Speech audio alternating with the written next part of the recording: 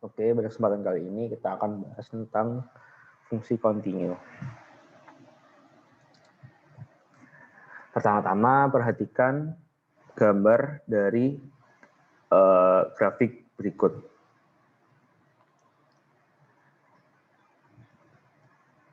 Pada titik C sama dengan 0 dan C sama dengan 3, nilai fungsi dan nilai limitnya bernilai sama. Sehingga bila kita tinjau secara visual, grafik di titik tersebut menyambung dengan grafik di titik di sekitarnya.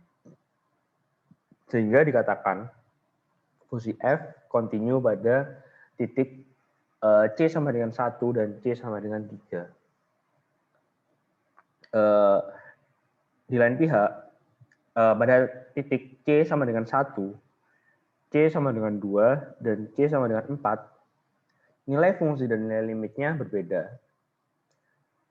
Sehingga apabila kita tinjau secara visual, grafik F tidak menyambung dengan titik di sekitarnya. Sehingga dikatakan fungsi f tidak kontinu atau diskontinu pada titik C sama dengan 1, C sama dengan 2, dan C sama dengan 4. Kemudian definisi fungsi kontinu. Suatu fungsi dikatakan kontinu pada sebuah titik.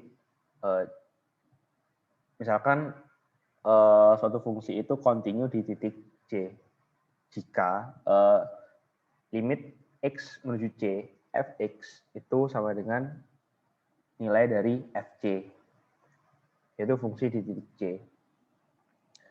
Kemudian suatu fungsi dikatakan fungsi kontinu kanan di A jika limit kanan dari titik A fx itu nilainya sama dengan nilai dari fa, dan dikatakan suatu fungsi kontinu kiri di B jika limit kiri di titik B yaitu limit x menuju B fx yaitu sama dengan nilai dari fb. Kemudian suatu fungsi dikatakan kontinu pada suatu interval terbuka jika fungsi tersebut kontinu di masing-masing titik yang ada pada interval tersebut. Kemudian fungsi tersebut dikatakan kontinu pada interval tertutup A dan A, B jika dia kontinu kanan di titik A dan kontinu kiri di titik B. Adapun langkah-langkah untuk memeriksa kekontinuan fungsi, misalkan kita mau memeriksa apakah suatu fungsi kontinu di titik C. Maka langkah-langkahnya yang pertama, hitung nilai fungsi di titik C tersebut atau nilai fc. Berikutnya kita menghitung limit kiri dan limit kanan di titik C tersebut. Kemudian jika hasilnya sama, berarti fungsi f kontinu di titik C. Akan tetapi jika hasilnya berbeda, maka fungsi f dikatakan tidak kontinu di titik C atau fungsi f diskontinu di titik C. Kemudian kita beranjak ke contoh soal yang pertama. Tentukan apakah fungsi fx kontinu di x sama dengan 3. Dalam penyelesaiannya yang pertama, kita mencari nilai fungsi di titik 3, yaitu f3. Kemudian kita menentukan karena 3 itu berada di x kurang dari sama dengan 3, maka kita menggunakan persamaan yang ini. Kemudian kita substitusikan 3 ke persamaan ini, diperoleh nilai min 2. Kemudian kita mencari limit kiri dari fx, yang mana persamaan yang kita ambil yaitu min 3x plus 7, karena ini berada di sebelah kiri, dan ini berada di sebelah kanan. Kemudian kita peroleh limitnya adalah min 2. Kemudian limit kanannya kita pilih yang min 2. Sehingga kita peroleh nilai limit kanannya yaitu min 2. Karena nilai limit kanan dan nilai limit kirinya itu sama, maka limit x menuju 3 fx adalah min 2. Sehingga kesimpulannya, karena nilai limit x menuju 3 fx dan nilai dari f3 itu sama, yaitu min 2, maka fungsi f dikatakan kontinu di titik 3. Kemudian contoh soal yang kedua. Dari gambar grafik ini, atau gambar grafik G ini, tentukan di mana fungsi G itu dikatakan discontinue. Kemudian di masing-masing titik tersebut, nyatakan apakah fungsi G itu kontinu kanan, atau kontinu kiri, atau tidak keduanya. Penyelesaiannya, apabila kita tinjau dari gambar ini, pada titik min 6, fungsi ini ternyata kontinu. Kemudian pada titik min 3, ternyata dia discontinue.